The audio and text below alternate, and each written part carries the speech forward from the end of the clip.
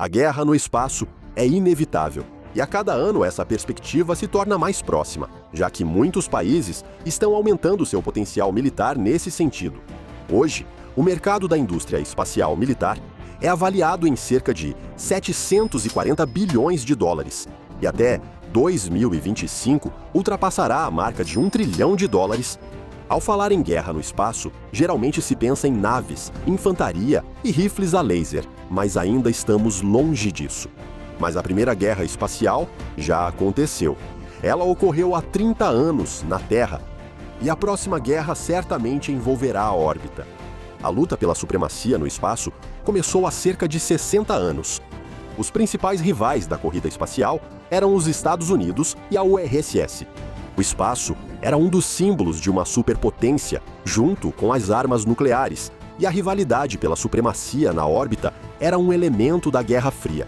O início da corrida foi dado pelo lançamento, pela União Soviética, do primeiro satélite artificial, Sputnik 1, em outubro de 1957. A partir desse momento, começou a atividade militar no espaço. Os sucessos dos Estados Unidos e da URSS no espaço provocavam sentimentos ambíguos no mundo. Por um lado, era um sinal de novas perspectivas que se abriam para a humanidade. Por conta da Guerra Fria, era questão de tempo até surgirem armas de destruição em massa na órbita. E isso aconteceu. No verão de 1962, os Estados Unidos detonaram uma ogiva nuclear no espaço a uma altitude de 400 quilômetros, como parte do projeto Starfish Prime. A explosão formou um cinturão temporário de radiação ao redor da Terra, que desativou vários satélites, incluindo o britânico Ariel 1. Líderes mundiais perceberam a catástrofe que armas nucleares em órbita poderiam causar. Em 1967, os Estados Unidos, o Reino Unido e a União Soviética assinaram um tratado abrangente sobre o espaço. O documento proibiu o envio de armas nucleares, químicas e biológicas ao espaço, além da construção de instalações ou mecanismos militares em órbita. O tratado declarou o espaço patrimônio da humanidade aberto à exploração. Graças a iniciativas como essas, o espaço ainda não se tornou um grande teatro de operações militares. Pelo contrário, ele é um espaço importante para a dissuasão nuclear. Até 2021, havia cerca de 6.000 satélites no espaço. Desses, mais de 2.600 estão em funcionamento. Eles garantem comunicações, observam a Terra, monitoram o meio ambiente e a segurança das fronteiras e dão suporte ao sistema de navegação.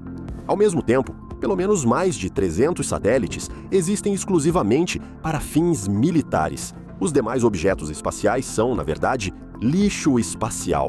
Mais de 50 satélites ativos, tanto comerciais quanto governamentais, são controlados pelos países membros da OTAN. Satélites garantem precisão e poder destrutivo das forças e meios de ataque. E a primeira guerra espacial aconteceu há 30 anos, em 1991. Ela demonstrou a real importância do espaço extraterrestre para os militares. Foi exatamente naquela época que começou a campanha dos Estados Unidos no Golfo Pérsico. Embora não tenha havido combates diretos no espaço, o sistema de posicionamento global GPS ajudou muitos americanos a realizar uma operação bem-sucedida. Ela foi usada pela primeira vez na Guerra do Vietnã. Sem os olhos orbitais, as tropas dos Estados Unidos teriam muito mais dificuldade para se orientar, se comunicar e comandar as tropas nos desertos do Kuwait e do Iraque. Os bombardeios massivos de artilharia, a chamada chuva de aço, também seriam impossíveis sem o GPS. Os principais candidatos à liderança no espaço continuam sendo os Estados Unidos, a China e a Rússia. Basta pegar um indicador óbvio, como o número de satélites. Esses países possuem, respectivamente, 1.327, 360 e 369 satélites. Mas não se trata apenas de satélites. Vamos analisar mais de perto os países líderes. Em 2020, o orçamento das forças espaciais foi de apenas 40 milhões de dólares.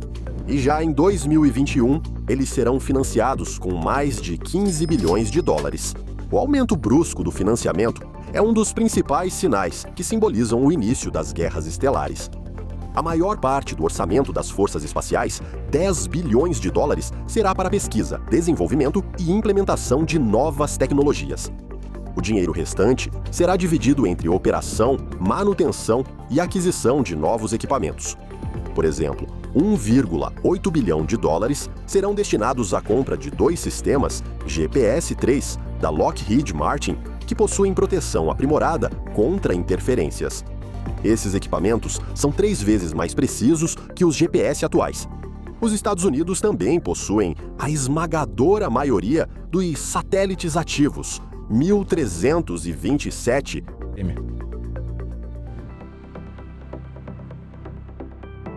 A China lançou seu primeiro satélite em 1970 e, inicialmente, não representava uma ameaça para os Estados Unidos e a URSS, que naquela época já exploravam ativamente o espaço. Porém, com o crescimento econômico, as ambições de Pequim também cresceram. Em 2003, a China, de fato, se declarou uma potência espacial ao iniciar voos tripulados ao espaço. E já em 2007, Pequim mostrou que era capaz, não apenas de competir pacificamente, mas também em uma disputa militar pelo espaço, destruindo com um míssil seu antigo satélite meteorológico que estava a mais de 850 quilômetros de altitude. Antes disso, Pequim havia feito 3 tentativas semelhantes, mas todas foram mal sucedidas. Esse satélite de 1 tonelada explodiu, gerando ao menos 100 mil fragmentos perigosos de lixo espacial. Em breve, mostraremos um buraco feito por esse tipo de detrito. As ações da China foram condenadas por praticamente todos os países do Ocidente, incluindo os Estados Unidos. No entanto, Washington também possui esse tipo de arma, e testes semelhantes foram realizados pelos americanos. Ainda na década de 1950, não cabe crítica. Foi causada principalmente pelo surgimento de mais uma ameaça para os equipamentos americanos no espaço, além do aparecimento de lixo espacial. Mas apesar dos protestos, a China continuou testando armas anti-satélite. E agora, talvez, esteja treinado para fazer isso melhor do que qualquer outra pessoa.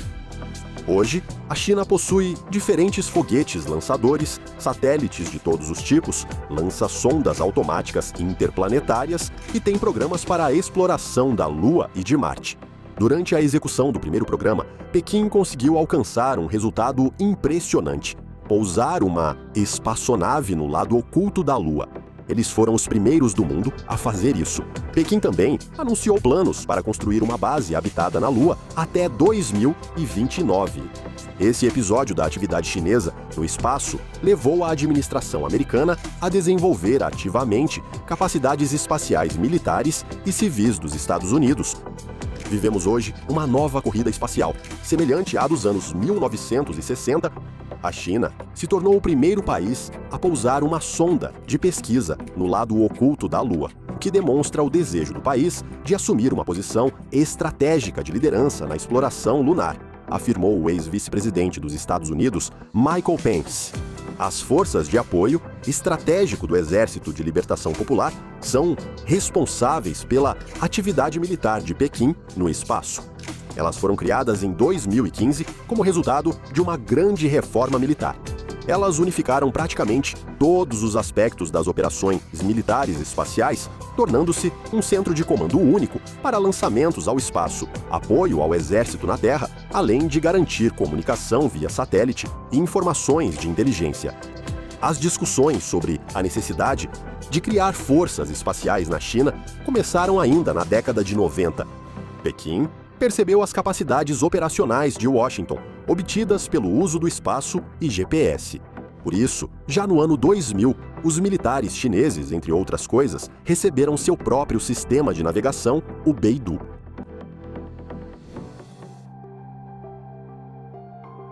Nosso país ainda é uma potência espacial. A Índia pode em breve tirá-la do grupo dos 3 líderes. Falaremos dela mais tarde. Moscou participa de missões na Estação Espacial Internacional. Lança foguetes do Cosmódromo de Baikonur.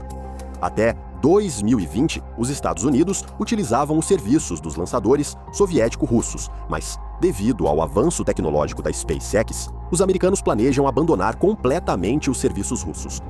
Em 2021, toda a atividade espacial da Rússia se baseia na herança da União Soviética. Os voos para a Estação Espacial Internacional são realizados graças aos lançadores soviéticos Soyuz e Progress. Como exemplo, o programa espacial da Rússia para os anos de 2016 a 2025. O auge anunciado é a aproximação à Lua, para uma pesquisa em grande escala, assim como o pouso de pessoas em 2030. A China planeja isso para 2029, os Estados Unidos em 2024, no máximo, em 2028. Mas já se passaram 5 anos desde a aprovação e o início do programa, e a Roscosmos ainda não cumpriu nenhum dos itens do plano. Os prazos já estão sendo adiados em pelo menos 5 anos. Moscou tenta corrigir isso com novos projetos, mas já ficam obsoletos na fase de planejamento. O projeto do foguete Angara 5 e os novos projetos dos foguetes Soyuz 5 e Soyuz 6 já estavam obsoletos antes mesmo do início do desenvolvimento sério. Eles são baseados no foguete soviético de classe média Zenit. Ela foi criada ainda no século passado. Há projetos que parecem revolucionários, mas seu potencial e viabilidade são envoltos em segredo, dificultando uma avaliação objetiva. Por exemplo, existe um programa chamado Zeus. Agora é assim que se chama, o que em diferentes períodos foi chamado de rebocador nuclear, módulo de transporte e energia, Nuklon. O escritório de projetos russo Arsenal apresentou seu modelo no Salão Internacional de Aviação e Espaço de 2021. A essência desse programa é um reator nuclear no espaço que é capaz de gerar 0,5 megawatt, ou seja, 500 kW de eletricidade. Para comparação, na atual ISS estão disponíveis pouco mais de 70 kW.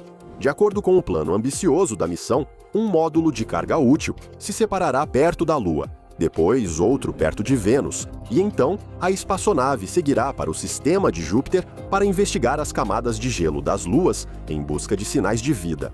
Tudo isso, uma estrutura com mais de 30 toneladas, será feito em apenas 50 meses. A espaçonave tem dupla finalidade e já há notícias de que encontrará aplicação tanto nos confins distantes quanto na órbita próxima da Terra. A Roscosmos promete solenemente que começará a realizar a missão em apenas 10 anos, pois o projeto preliminar do rebocador, que custa apenas 4,2 bilhões de rublos, estará pronto em 3 anos. Além dos Estados Unidos, da China e da Rússia, várias dezenas de outros países também participam da corrida espacial. Por exemplo, o Reino Unido está apenas um pouco atrás da Rússia em número de satélites, com mais de 130 aparelhos. O Japão está entre os 5 líderes, com cerca de 80 satélites ativos em seu arsenal. Esses países também possuem seus próprios programas espaciais. Enquanto isso, a Índia está logo atrás da Rússia. Em 2019, ela se declarou uma potência espacial. Naquele ano, os militares indianos derrubaram um satélite em órbita baixa da Terra. Nova Delhi está se preparando ativamente para conduzir programas tripulados independentes em sua própria nave espacial. Em 2021, serão realizados voos de teste não tripulados. Em 2022 e 2023, com uma pessoa a bordo. O país tem programas de longo prazo para a Lua e Marte. E embora, em 2019, o módulo indiano tenha caído ao tentar pousar na Lua, pelo menos ele chegou até lá.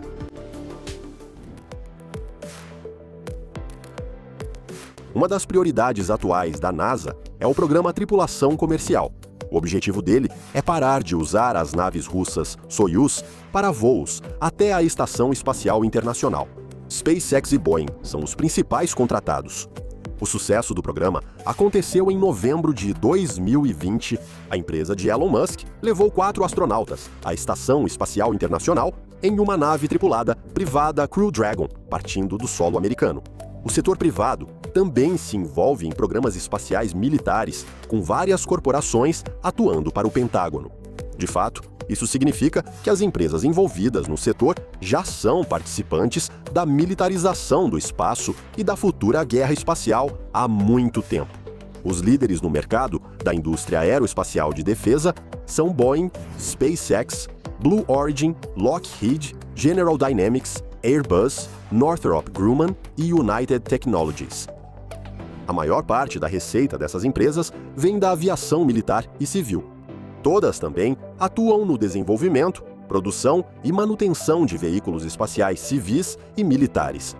Se considerarmos apenas a receita proveniente de projetos espaciais, a líder do mercado é a SpaceX.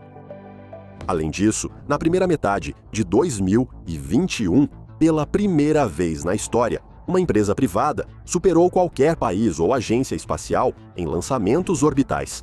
Em 6 meses de 2021, a SpaceX realizou 20 lançamentos bem-sucedidos. Em segundo lugar, ficou a Corporação Espacial Estatal da China. Em terceiro, a Roscosmos. Além disso, a empresa de Elon Musk também se tornou líder em lançamentos de pessoas para a órbita, levando 4 astronautas para a ISS. Aqui, o segundo lugar foi dividido entre a Rússia e a China. Tecnicamente, todos tiveram um lançamento cada, só que a tripulação da missão Crew 2 era composta por 4 pessoas, enquanto a Rússia e a China levaram 3 cosmonautas cada. Além disso, em número de satélites lançados, a SpaceX não tem igual. São 930, sendo 700 do sistema Starlink. Mas aqui, outro número é muito mais importante.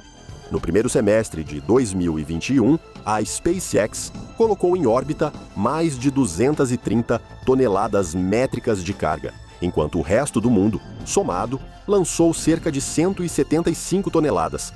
E isso é só no primeiro semestre de 2021. Claro, a exploração espacial não vive só de Elon Musk. Outros bilionários também estão começando a investir ativamente em voos espaciais, mesmo que não de forma tão ampla ou por tanto tempo. A Blue Origin, do bilionário Jeff Bezos, e a Virgin Galactic, do bilionário Richard Branson, perseguem um objetivo sem a participação de empresas estatais: enviar turistas para excursões espaciais e realizar experimentos científicos no espaço suborbital, quando as naves cruzam a fronteira entre a atmosfera e o espaço, mas não entram em órbita terrestre. O pioneiro nisso foi o fundador da Virgin Galactic, o bilionário Richard Branson, que foi ao espaço com mais alguns passageiros em 11 de julho de 2021. Seu foguete planador, VSS Unity, subiu a aproximadamente 90 quilômetros acima do nível do mar. Com a nave permanecendo nessa altitude por alguns minutos, os turistas puderam experimentar a ausência de gravidade. Depois, a nave iniciou a descida e pousou com sucesso na pista do Spaceport America, no Novo México. A nave Blue Origin, ao contrário de sua concorrente, é capaz de subir a mais de 100 quilômetros. A bordo dela, como na VSS Unity, podem estar 6 pessoas que observam o exterior pelas janelas. No entanto, há diferenças fundamentais entre os dois voos. A Virgin Galactic utiliza uma nave-mãe, que em determinada altitude desacopla o avião-foguete com os turistas. Este, então, sobe até uma trajetória suborbital com seus próprios motores. A Blue Origin adota outra abordagem. A empresa de Bezos desenvolveu um foguete lançador com cápsula de passageiros hermética. A cápsula se separa do foguete a uma altitude de cerca de 40 quilômetros. Depois disso, o foguete lançador pousa sozinho na Terra, enquanto a cápsula, por inércia, ganha altitude e por alguns minutos vai ao espaço. A cápsula retorna à Terra com a ajuda de paraquedas e, antes de pousar, aciona os motores de frenagem. Uma diferença importante da nave New Shepard em relação ao avião-foguete Virgin Galactic é que todo o voo ocorre em modo totalmente automático, enquanto o VSS Unity é pilotado por pilotos. Dessa forma, a missão de Bezos se tornou o primeiro voo espacial não tripulado com uma tripulação composta inteiramente por civis. A Virgin Galactic e a Blue Origin receberam autorização oficial para lançamentos tripulados. Se acreditarmos nas declarações de Richard Branson, pelo menos 600 pessoas já compraram passagens para voos em sua nave espacial, entre elas também Elon Musk. Cada passagem custa $250 mil. Os clientes da Blue Origin terão que pagar ainda mais. Elon Musk também planeja entrar no setor de turismo espacial. No início de 2022, sua nave Crew Dragon levará viajantes à ISS. Antes disso, 7 pessoas já estiveram lá como turistas, todas levadas pelas naves russas Soyuz. A militarização do espaço segue desde o início da exploração. Alguns incidentes levam a pensar que os países não estão mais apenas se armando para batalhas no espaço, mas já iniciaram uma verdadeira guerra por ele. O principal motivo da rivalidade nessa guerra são os recursos. Em abril de 2020, o presidente dos Estados Unidos assinou um decreto permitindo que empresas americanas desenvolvam e extraiam recursos na Lua e em outros corpos celestes. Rússia e China acusaram os Estados Unidos de violar o Tratado do Espaço Exterior. Moscou chamou isso de plano agressivo para tomar territórios de outros planetas. Pequim e Moscou lembraram ao mundo sobre sua proposta de adotar um tratado para prevenir o posicionamento de armas no espaço. O documento proibiria tanto o posicionamento de armas no espaço quanto ameaças de uso da força contra objetos espaciais de outros países. Cada um dos 3 países possui mísseis anti-satélite baseados na Terra. No entanto, esses países também estão desenvolvendo um novo tipo de arsenal espacial. Nos Estados Unidos, a inteligência afirma que China e Rússia dispõem de tecnologia de armas a laser que podem desativar satélites. A Rússia e a China também utilizam e testam ativamente satélites coletores de lixo. Seu uso civil é para capturar detritos espaciais. O uso militar é para capturar satélites. Segundo Washington, a China já mostrou capacidade de manobrar esses aparelhos no espaço, aproximando-os de outros satélites. A Rússia também está testando uma tecnologia semelhante. Em 2020, a Federação Russa colocou em órbita o satélite Cosmos 2. Dele se separou um objeto em direção a outro satélite russo. Moscou diz que é um pequeno aparelho espacial, enquanto os Estados Unidos afirmam que era um projétil. Antes disso, a Rússia também estava aprendendo a manobrar satélites no espaço. Em 2017, eles controlaram seu aparelho próximo a um satélite americano. O incidente se repetiu. A Rússia lançou um satélite que manobrou próximo a um dispositivo governamental dos Estados Unidos, provavelmente com características de arma. Um exemplo realista de futuras guerras espaciais pode ser uma cena como essa da série Força Espacial. O satélite da China se aproxima do aparelho americano e o desmonta em peças. Mesmo nas cenas de comédia, as asinhas viram perigoso lixo espacial. Falaremos disso em breve. Ao ouvirmos guerra espacial, logo pensamos em cenas de Star Wars e outros blockbusters. Por exemplo, nos anos 1970, a URSS lançou ao espaço a Estação Espacial Militar Secreta Almaz. Sua singularidade estava no equipamento. Na Almaz, instalaram um canhão automático Richter de 23 milímetros. No final, esse projeto foi abandonado devido ao alto custo. Esse caso mostra claramente como as guerras no espaço eram imaginados no passado.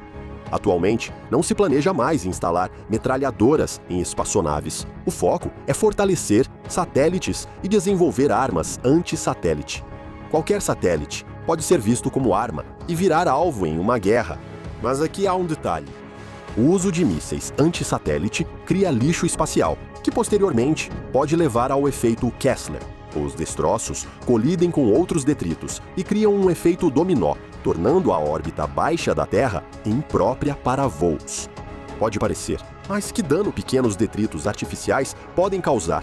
Parafusos perdidos ou pedaços de plástico? Por exemplo, este aqui. A foto mostra o resultado do impacto acidental entre o revestimento de alumínio de 2 milímetros da Estação Espacial Internacional e um pedaço de plástico a 7 km por segundo. Ou, se convertermos para o formato automobilístico, nada mais nada menos que 25.200 km por hora. Aqui está um fragmento de revestimento de 4 centímetros desgastado de raspão por um parafuso de 6 por 12 milímetros voando no espaço a 6 km por segundo. Se um parafuso se movesse a 10 km por segundo e atingisse a Estação Espacial Internacional ou um satélite, o impacto seria como a explosão de um projétil antitanque. A escala dos problemas que o lixo espacial, voando em velocidade hipersônica, pode causar é mostrada no filme Gravidade. E, a julgar pela foto do dano, na Estação Espacial Internacional, isso não é um grande exagero. Será que nós, como civilização global, temos a possibilidade de evitar repetir no espaço os erros cometidos na Terra?